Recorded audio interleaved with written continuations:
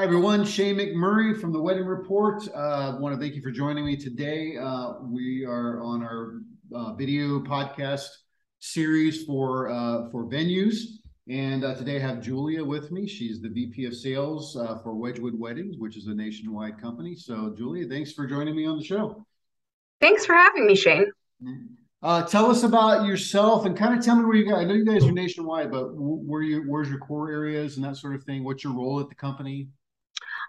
So Wedgewood Weddings is a nationwide venue company specializing in all-inclusive packages.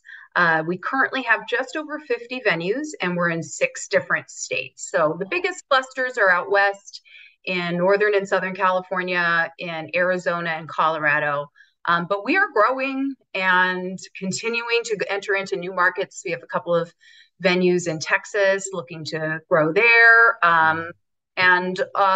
Just be all over the United States of America is kind of the goal. Our headquarters are based in Southern California, in Temecula, California, which also just so happens to be SoCal wine country and a fabulous place for weddings as well. So that's our HQ, our wedge quarters is what we call it. Wedge quarters. That's nice. Yeah. I'm our VP of sales. I've been with the company for 12 years, which is hard for me to believe, but it's been 12 years. Wow. And my number one responsibility for the organization is to direct and to coach and lead our sales force, which is over 200 event salespeople, planners, coordinators. And I set the strategy. I try to figure out who these people are. How do we get the best people into these roles? How do we train them? How do we support them with technology? We use Salesforce as our primary technology. So all of that is kind of under my umbrella. I define our sales and planning process. I also am a leader in all the different strategic elements having to do with revenue. So that includes, evolving our product over time. We are an all-inclusive packages company, but, the needs and desires of the client changes over time. So we try to evolve with the times. I also manage everything to do with our pricing, and goal setting, forecasting, goal setting, and making sure that we're staying on track to hit all of our business goals. Nice. Had you guys always been like an all-inclusive package deal? Is that how you started, or were you doing other things? The company started in 1987. And for a long time, it was just like a classic mom and pop wedding venue. It was just one location. It was run by John and Linda Zaruka. He did the operations, she did the sales, and that was what it was like for like the first, 15 to 20 years in existence. And then in the mid 2000s is when John's son, Bill, came back to the organization. He had kind of worked in the hospitality business for the purpose of growing and starting to scale into new locations. The packages themselves sort of evolved over the years by John and Linda. It started with, okay, we're doing food and beverage.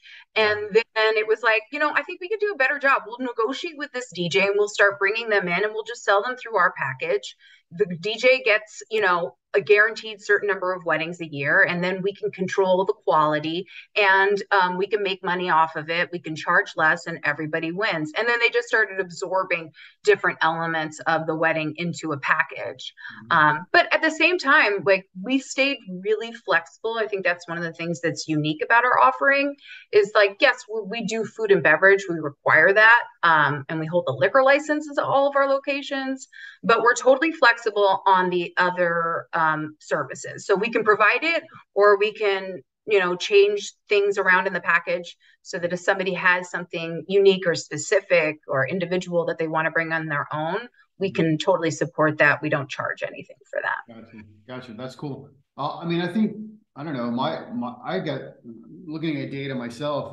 I feel like people are more willing to just give me everything and take care of it. I don't want to have to deal with it. Do you feel like that's where people are going? I think there's always been somebody out there who wants that, but like we really took off when it was the millennials who started to get married. Because, you really see like the number one thing I've seen that's changed over the years, and especially if you look back into like the 90s, is the age that people are getting married. People are getting married later. People are busy. They have jobs, they have kids, and they really don't have a year's worth of weekends to spend every waking minute like interviewing 6 different cake bakers and finding the perfect one. They want, a much more convenient experience, where they still get to put their personal touches on it, but they don't need to hire, an $8,000 wedding planner or do it all themselves. So we can really support that.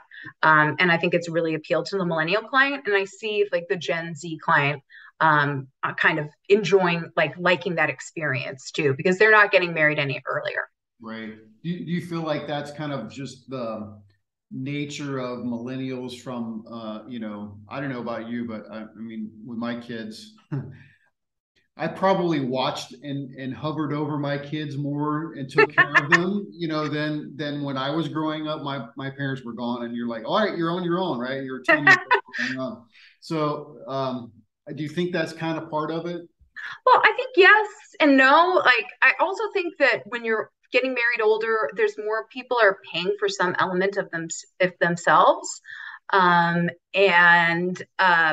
just think that people don't have the time, really, Yeah. right? If you're getting married at 28 and you have a job and maybe you already have a kid and you already live together, you're like, your dance card's full. Whereas like if you were getting married the summer after you graduated from college, and and hadn't left home yet, like I think that's a different experience than kind of a more adult decision. Yeah. So like when parents are more involved, you think it's less of that, right? But when parents aren't involved, it's the couple really just driving the show. I Yeah. feel like more couples are paying for more everything these days. Yes. So For sure. they're able to drive the show. This is what we want. This is what we want to do. I don't have time for this and this. Can you take care of it? Right. That's kind of, yeah. Absolutely. Yeah. So a quick question for you. What's kind of the one thing you get excited about when you go to work? I really can't pick one. I have to pick two.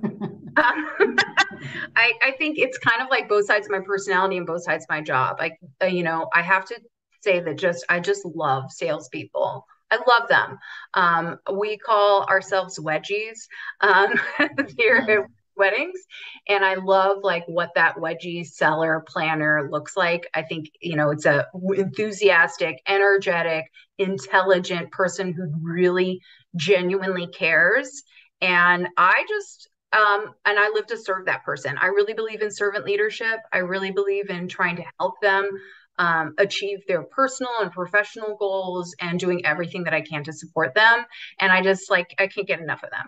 I like spending time with them, and getting to know them and continuing to evolve the job to meet their needs. So that's a huge part of it for me. I also have like an amazing team that works for me, and I love working with them. And I love puzzles. I love math. I love numbers. And there's a math puzzle around every corner when it comes to the wedding business, because there's like so many different unique inputs that you have to take into consideration.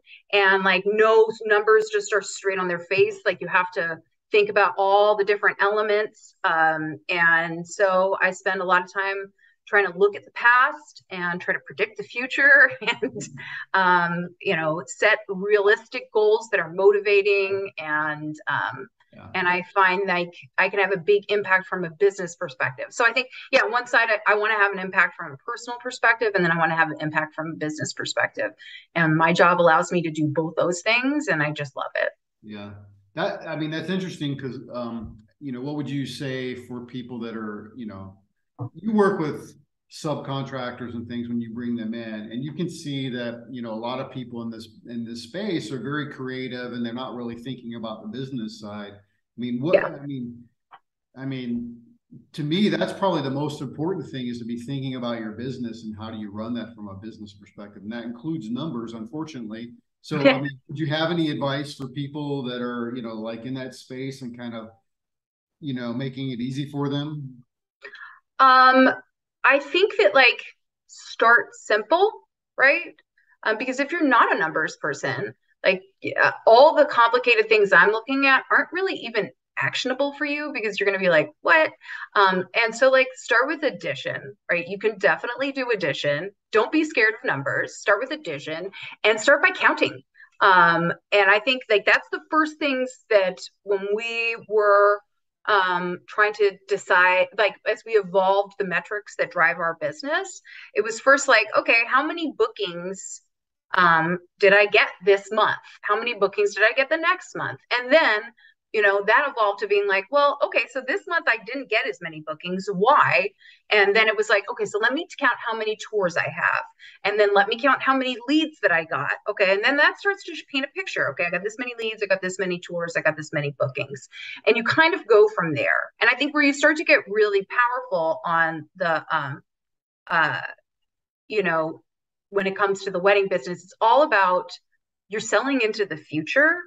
So it's really hard. Like right now, it's if it's August, I need to be looking at what I'm booking for 6 months to 12 months out, right? So it's really hard to tell if 6 to 12 months is looking good if I don't have some kind of benchmark from the past.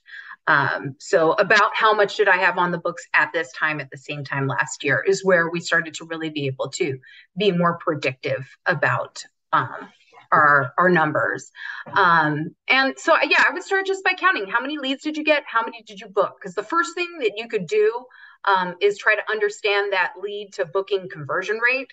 And that's the very first place to start optimizing. And then, when you look at like what you have booked out, like who is the best client? Like where are you making the most money? Because if there are products or services that aren't worth your time and money, you need to know when to say no to that. Right? I bonus all of our salespeople are off of revenue. But so we've had to control for like, hey, that $2,000 luncheon on a Saturday afternoon is not worth it. Like the margin on that is incredibly low. It's going to take up time and energy. And frankly, I'd rather tour 5 people through the space during that time. There's better ROI on it. So kind of like identifying who your customer is and not just like the soft and fuzzy stuff too, like what are they into, what are they like, but also like how much are they spending and what are they buying? The hard numbers, right? Like how much time are you spending with this particular thing? What's my cost? And then what's the return on that, right? Totally. For sure. I recently did some math, of course, on looking at our labor and our costs on our labor. And I did like, okay, for the 6 months of the year, we took the total number of weddings that we did, and we took the total number of sales and planning and coordination, kind of all rolled together. Well, how much are we spending per wedding? And it was $1,000. Wow. Right. It's $1,000. Yeah. Right. Which when you start to like, do some math on what that is per hour and all that, it makes sense. That's how much it costs. But don't undervalue your time, right? There's a very real, I think it's very easy for entrepreneurs to do that. It's like to never do the thing where they like calculate how much am I actually paying myself per hour. Yes. And I think the way out of that is like, you've got to identify the whatever's at the bottom and you got to cut it out. Right. You can't, you're not, it's a business. It's a wedding business one way or another. It's not a wedding volunteering project. Yeah, for sure. Yeah, I think that's the most important thing you can do as a business is really understand what it is you're offering, how much you're making off of what you're offering, and get rid of stuff that's not making you any money, right? Like you could be doing $5,000 weddings, and you could be doing quite a few of them, but you could be making no money at all. And you could be doing $2,000 weddings and you're making $1,500 a wedding. And you're like, oh, I need to be doing more of that, right? That's what you need to be doing. So without measurement, though, you'll never know, right? Yeah. What's the process that couples go through when they book with you guys? Well, we really talk about it a lot as like the sales funnel and where they start and where, all the way down into wedding day. And I would say that most people start by, we have a lot of web advertisement. We spend a lot of money in Google. And so that's oftentimes that's how they've discovered our website, or part of the many different inputs to get them to our website. But most of them start out with a web conversion. And then they go into my main contact center. So that's one of the other things under my umbrella of one of my many hats, is that we have a centralized contact center, which is a dedicated group of about 15 people who service all of our venues. And their job is to minimize the time from when you become a lead to when I'm starting to talk to a human being. Yeah. Because I'd like for that time to be 0 seconds, because like there's the early bird gets the worm situation in the wedding. When they go from the consideration and the online shopping to booking a wedding, that period of time is much shorter than people think it is. People think about, I think people think about that edge case couple that like looked at 5 billion weddings and took forever to make a decision, but the majority is not that. So I have a team, and then they are dedicated to going on booking on-site appointments, and that's what they're bonused on. That's what their whole goal is. So that takes the burden of that administration off of my on-site teams, right? They just are getting hot leads that booked a tour. That's good. Yeah. And then, there's a lot of things like, especially in this, COVID era, a lot of people have switched to buying things online. And, I think there are certainly situations, but for the most part, people will still want to go in person and see a venue and have a tour and consultation. So that's like the main focus, the main thrust of our sales process is around that consultation. And then they book their wedding and start planning with us. And that's kind of like the top of the sales funnel. I don't know. Does that answer your question? Yeah, I think that's good. That's actually good. Do you find, there's lots of opportunities to advertise today. I mean, do you find that search is probably the best investment? And social, paid social. We do a lot of paid social as well. And we do some, I think we probably spend more time and energy on the paid social than we do on beefing up our own individual venue Instagram accounts, for example. I got you. Because those accounts they definitely do contribute, but they're not like that meat and potatoes of lead gen. Yeah. So let's talk about the paid social stuff. So that's pretty interesting. So do you find that that's kind of a really good way to hone in on directly your customer, or in those specific areas? It's, I used to be our VP of sales and marketing, and then we hired our marketing counterpart, and she really takes the lead there. So I don't think I can speak to it as intelligently as she would, but I think that, there's some better targeting on social. And also like the client spends a lot of time on Instagram still, even with like the looming rise of TikTok. So that has just been a great contributor. But I would say the bulk of the spend and the lead still comes from Google. Yeah, cool. All right, cool. That's good to know. And then,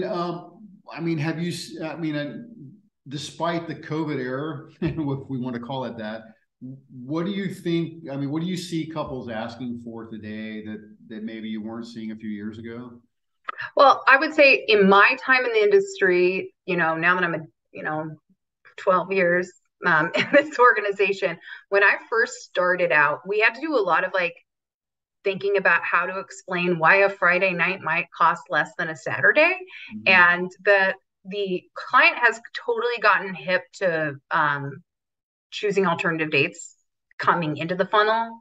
Still, like there's a lot of people who still want that Saturday evening and on season, like they all want October, whatever, every year. But I think that there's been a lot of normalizing of revenue management in our industry, the way that it's completely normal for an airplane or a hotel.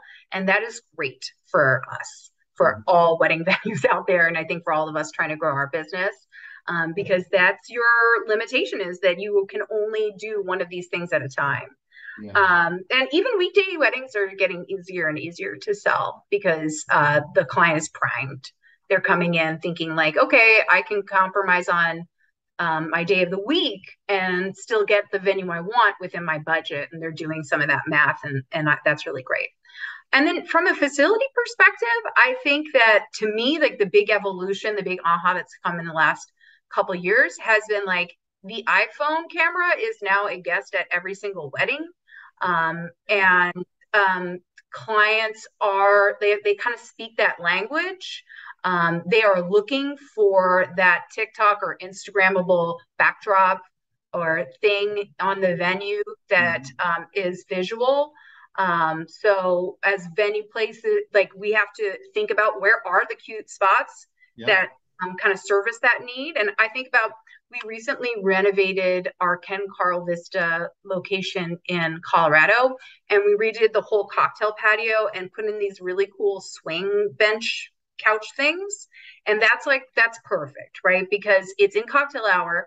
So the guests are engaging with that while, couple is taking pictures, and and it's like, and it has movement, so it's great for a TikTok video, and people want that experience. They want their guests to have that kind of experience. There's like some great positive feedback loop of like, then the guests see it and their friends see it, and you can kind of get that word of mouth going via the social channels by having something like that. And to the point where you got to pull it into your marketing and show those types of things in your marketing, and you got to pull it into your sales process.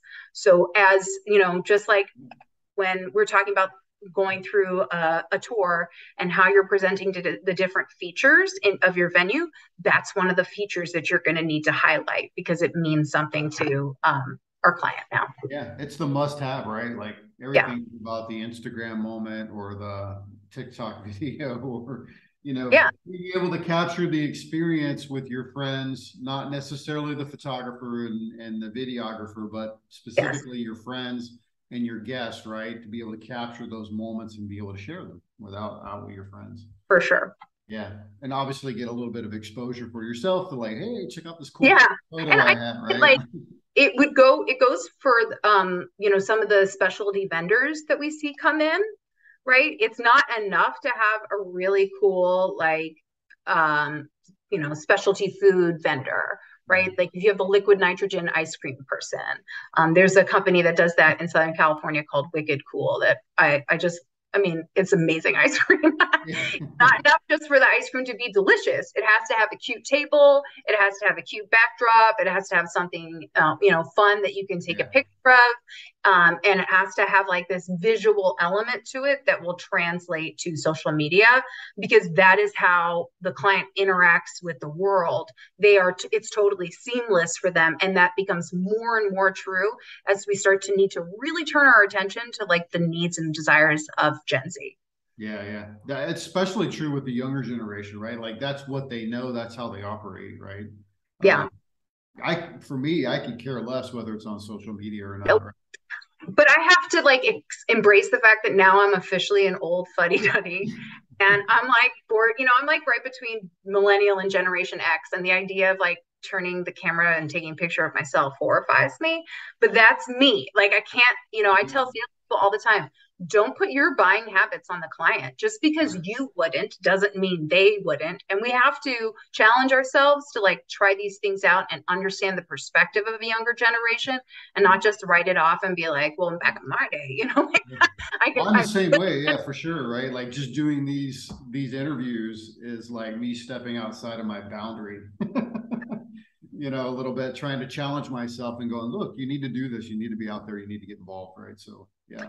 And some of the coolest things, some of the best ideas that we get for like how to evolve the product come from our client to our salespeople, and then from our salespeople. So when I'm going out there and trying to think about what's next, I'm not like Googling or thinking about what I think is cool. I'm going to I'm asking all of my salespeople, what have you seen?